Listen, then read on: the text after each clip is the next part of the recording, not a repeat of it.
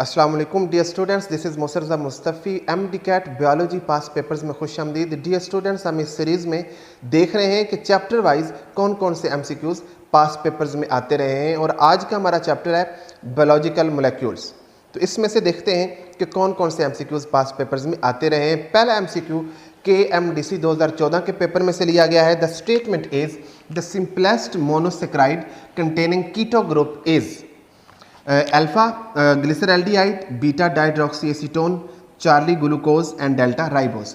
Dear students, अच्छे से note कर लीजिएगा कि सिंपलेस्ट मोनोसेक्राइड यानी जितने भी मोनोसेक्राइड्स हैं उनको दो कैटेगरीज में डिवाइड किया जाता है, एल्डो शुगर और कीटो शुगर। जिनके पास एल्डो ग्रुप हो वो एल्डो शुगर है, जिनके पास कीटो ग्रुप हो वो कीटो शुगर है। अब एल्डो ग्रुप और कीटो ग्रुप है गया तो अच्छे से नोट कर लीजिएगा कि मोनोसेक्राइड में जितने भी कार्बन होते हैं हर कार्बन के पास एक OH ग्रुप लाजमी होता है सिवाय एक कार्बन के। जिसके पास OH ग्रुप नहीं होता उसके पास कार्बोनाइल ग्रुप होता है यानी C+O। अब हमने देखना है कि ये कार्बोनाइल ग्रुप की पोजीशन क्या है। अगर इस कार्बोनाइल की पोजीशन चेन में टर्मिनल पोजीशन है यानी एंड पर प्रेजेंट है तो इसे हम एल्डो ग्रुप कहते हैं और इस मोनोसेक्राइड को एल्डो शुगर कहते हैं। अगर ये कार्बोनाइल ग्रुप इस चेन के दरमियान में आ जाए, कार्बन 2, 3, 4, 5 जहां भी बीच में हो, टर्मिनल पोजीशन पे ना हो, तो फिर हम इसे कीटो ग्रुप कहते हैं और इस मोनोसेक्राइड को कीटो शुगर कहते हैं। तो ये अच्छे से नोट कर लीजिएगा।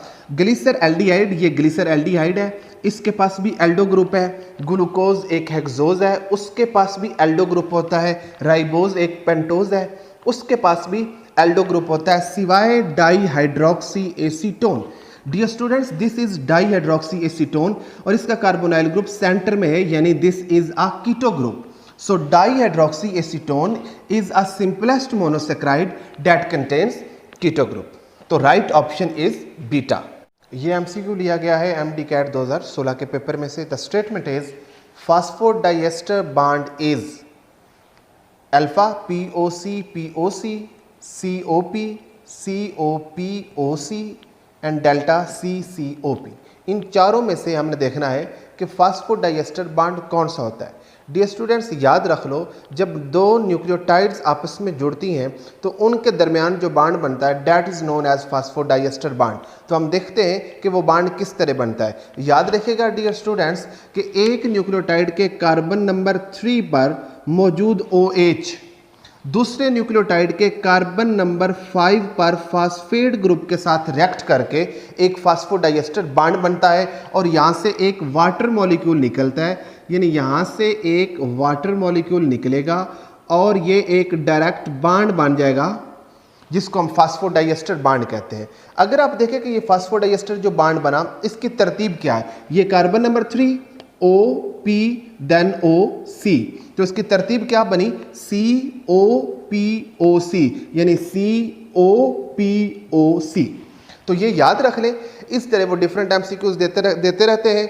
आपको पेप्टाइड बॉन्ड का पता होना चाहिए, ग्लाइकोसिडिक बॉन्ड का पता होना चाहिए, फास्फोडाइएस्टर बॉन्ड का पता होना चाहिए और इसी तरीके से आपको एस्टर बॉन्ड का भी पता होना चाहिए जो लिपिड्स में अमूमन बनता है। डियर स्टूडेंट्स, ये वाला एमसीक्यू नम्स के पेपर 2019 में आया हुआ था। The structure given below is the constituent part of. ये वाली जो स्ट्रक्चर दी गई है ये इन चारों में से किसका कंस्टिट्यूएंट पार्ट है? Alpha lipids, beta carbohydrates, Charlie vitamins and delta proteins. Dear students, आप लोगों को अच्छे से इल्म है कि ये जो स्ट्रक्चर दी गई है this is a structure of amino acid यानी this is a general structure of amino acid और आपको इल्म है कि amino acid is the constituent part of proteins. So correct option is delta. This structure is amino acid and it is the constituent part of proteins. Dear students, ये MCQ लिया गया है MD CAT paper 2016 में से। The statement is secondary structure of protein is found in alpha trypsin, beta keratin, Charlie insulin and delta glucagon. Dear students, आप लोगों को इल्म है कि प्रोटीन के 4 डिफरेंट स्ट्रक्चर लेवल्स होते हैं, primary, secondary, tertiary and quaternary. उसके अलावा प्रोटीन को स्ट्रक्चर के एतबार से 2 बड़ी क्लासेस में क्लासीफाई किया जाता है। One is fibrous protein and second one is globular protein. तो जितने भी टर्शरी लेवल्स के पर प्रोटीन है जिनकी शेप ग्लोबुलर है उनको ग्लोबुलर प्रोटीन कहा जाता है, जैसा कि एंजाइम्स हैं, हार्मोन्स हैं, एंटीबॉडीज एटसेट्रा। और जो फाइब्रस प्रोटीन्स हैं जिनके अंदर सेकेंडरी लेवल प्रेजेंट होता है उनको फाइब्रस प्रोटीन कहा जाता है और उनका स्ट्रक्चर लेवल सेकेंडरी होता है। इन चारों ऑप्शंस में से अगर गौर से देखें तो ट्रिप्सिन ये एंजाइम है, ग्लोबुलर प्रोटीन है। इंसुलिन ये भी एक एंजाइम है, ग्लोबुलर प्रोटीन है। ग्लूकागॉन ये भी एंजाइम है और ग्लोबुलर प्रोटीन है। तो याद रखिएगा डियर स्टूडेंट्स, आपके नेल्स और हेयर्स के अंदर एक फाइब्रस प्रोटीन पाई जाती है, दैट इज केराटिन। तो keratin is a fibrous protein और इसका स्ट्रक्चरल लेवल कौन सा है? सेकेंडरी। तो right option is keratin. Keratin के पास सेकेंडरी स्ट्रक्चरल लेवल होता है और ये एक फाइब्रस प्रोटीन है। तो इसको अच्छे से नोट कर लो, beta option is right option. तो अब चलते हैं अगले एमसीक्यू की तरफ। डियर स्टूडेंट्स, ये वाला एमसीक्यू नम्स के पेपर 2019 में आया था। Which of the following is the most prominent part of cell membrane in living organisms? इन चारों में से सेल मेम्ब्रेन का मोस्ट प्रोमिनेंट पार्ट कौन सा है? Terpenoids, phospholipids, waxes, acyl glycerol. Dear students, अगर हम सेल की सेल मेम्ब्रेन को देखें तो उसके अंदर ये लिपिड बाइलेयर होता है और कुछ प्रोटीन्स होती हैं। लिपिड बाइलेयर को देखा जाए तो बेसिकली ये लिपिड यानी फास्फोलिपिड्स की दो लेयर होती हैं। अगर आप देखें this molecule is a phospholipid, ये इसका हेड है जो कि हाइड्रोफिलिक होता है और ये इसकी टेल्स हैं जो कि हाइड्रोफोबिक होती हैं। तो according to fluid mosaic model, plasma membrane का जो मेन कंस्टिट्यूएंट पार्ट है वो लिपिड बाइलेयर होती है और लिपिड बाइलेयर किससे मिलकर बनती है? फास्फोलिपिड से। So beta option is correct option. So phospholipid is the most prominent part of the cell membrane in living organisms. ये एमसीक्यू भी MD-CAT पेपर 2016 में से लिया गया है। The statement is the compounds which on hydrolysis yield polyhydroxyaldehyde or ketone subunits are alpha lipids, beta polynucleotides, Charlie proteins and delta carbohydrates. तो dear students, आपको अच्छे से इल्म है कि ये डेफिनेशन कार्बोहाइड्रेट्स की है कि carbohydrates are those compounds which on hydrolysis yield polyhydroxyaldehyde or ketone sub units.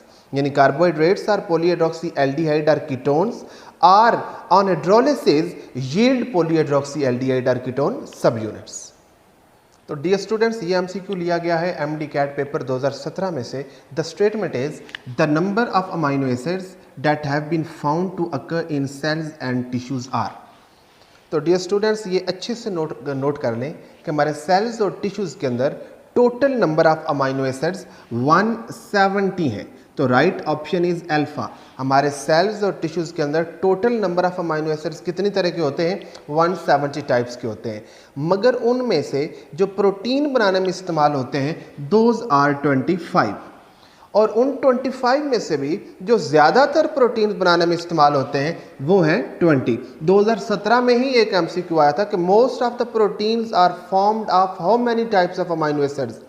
तो अगर मोस्ट ऑफ द प्रोटीन्स है तो 20, अगर जस्ट कि कितने अमाइनो एसिड्स प्रोटीन बनाने में इस्तेमाल होते हैं तो 25, और अगर वो पूछे कि कितनी तरह के अमाइनो एसिड्स पाए जाते हैं तो वो 170।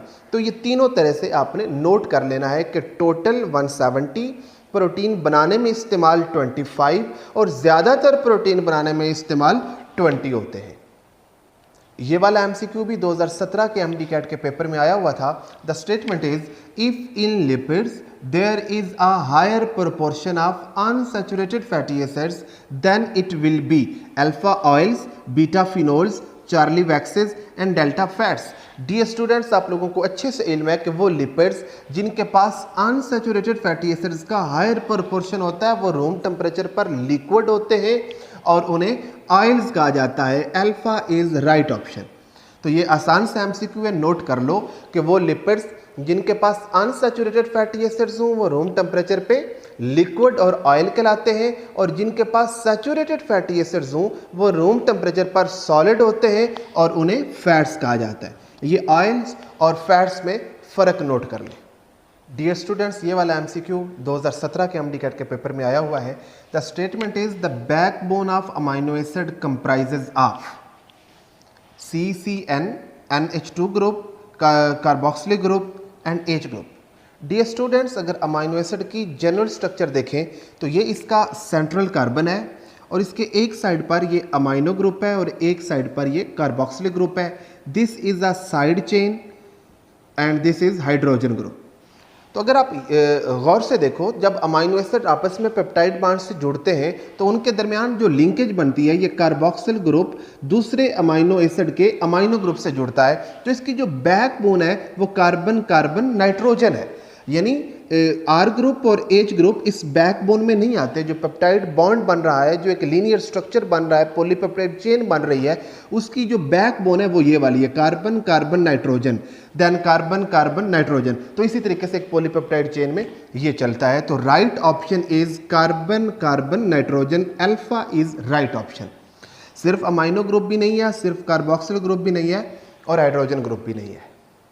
डियर स्टूडेंट्स, ये एमसीक्यू भी 2017 के एमडी कैट के पेपर में आया हुआ था। Which of the following type of carbohydrates has high molecular weight and is sparingly soluble in water? Alpha monosaccharides, beta disaccharides, Charlie oligosaccharides and delta polysaccharides. Dear students, इन सब में से सबसे ज़्यादा मोलेकुलर वेट आपको इल्म है पॉलीसेक्राइड्स का है, और यही पानी के अंदर स्पेरेंजली सॉल्युबल होते हैं। मोनोसेक्राइड्स हाईली सॉल्युबल होते हैं और पॉलीसेक्राइड्स स्पेरेंजली सॉल्युबल होते हैं, और इनका मोलेकुलर वेट भी सबसे ज़्यादा होता है। So correct option is delta. ये एमसीक्यू ईटीए 2019 के पेपर में आया हुआ था। Chitin is a lipoprotein, glycoprotein, polysaccharide and phospholipid.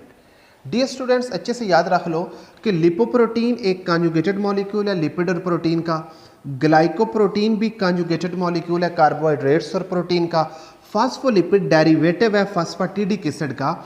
So polysaccharide chitin, chitin एक पॉलीसेक्राइड है, ये वाहिद पॉलीसेक्राइड है जिसके पास नाइट्रोजन होता है। अमूमन बच्चों को पॉलीसेक्राइड में याद होते हैं ग्लाइकोजन, सेलुलोज, स्टार्च, जो टेक्स्ट बुक का हिस्सा है, बट याद रख लो काइटिन भी एक पॉलीसेक्राइड है। ये फंगल सेल वॉल में प्रेजेंट होती है और इंसेक्ट्स के एक्सोस्केलेटन में प्रेजेंट होती है। So polysaccharide, chitin is a polysaccharide. Charlie option is most accurate option. ये एमसीक्यू पीएमसी के पेपर 2020 में आया हुआ था। Monosaccharides have a general formula represented by CnH2ON, CH2ON, C2H2ON and C1H2ON। Dear students, आप लोगों को इल्म है कि मोनोसेक्राइड्स का जनरल फार्मूला CnH2ON है, यानी कार्बन और ऑक्सीजन के नंबर सेम होते हैं जबकि हाइड्रोजन उनसे दुगना होता है। मिसाल के तौर पे हम देखते हैं ग्लूकोज का जनरल फार्मूला लेते हैं C6H12O6, इसमें कार्बन और ऑक्सीजन के नंबर सेम है जबकि हाइड्रोजन इनसे डबल है। इसी तरीके से अब दीगर मोनोसेक्राइड्स भी लें तो उनका भी जनरल फार्मूला यही बनता है CnH2ON।